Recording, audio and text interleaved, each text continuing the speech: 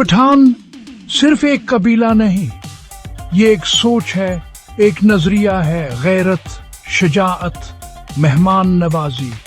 लेकिन इस्लाम के बगैर पठान और पठानों के बगैर इस्लाम, क्या ये मुमकिन है? पिछली किस्त में हमने सुना कि पठानों का जद अमजद कीस अब्दुल रशीद था।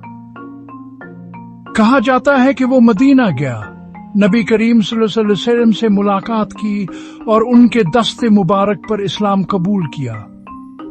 जब वो अपने कबीले में वापस आया तो पूरी कौम को इस्लाम का पैगाम दिया।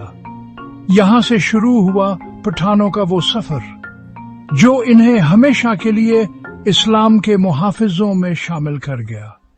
पठानों ने कभी अपने इस्लामी तशख़्ख़ुस को नहीं छोड़ा, चाहे वो सुल्तान महमूद गजनवी के लश्करों में हों या अहमद शाह अब्दाली के घड़सवार, चाहे वो खुशहाल खान खटक की शायरी हो या बादशाह खान की इस्लाही तहरीक।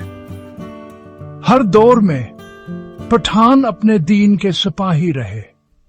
जब भी इस्लाम पर वक्त आया, पठानों ने अपनी जान की कुर्बानी दी। बरसगीर में अंग्रेजों के खिलाफ मुजाहमत हो या सोवियत यूनियन के खिलाफ अफगान जहाद, पठान हमेशा सफ़े अव्वल के मुजाहिद रहे। पठान जंगजू भी हैं, लेकिन सिर्फ जमीन के लिए नहीं, वो जंग लड़ते हैं गैरत के लिए, ईमान के लिए। और जब तारीख के सफ़हात पलटे जाते हैं तो हर सफ़े पर पठानों की कुर्बानियों की एक नई दास्तान लिखी होती है। ये सिर्फ एक तारीख नहीं, ये हमारी पहचान है। अगर आप भी पठानों की कहानी जानना चाहते हैं तो हमारे साथ रहिए और सब्सक्राइब कीजिए। आवर स्वाट, जहां तारीख जिंदा है।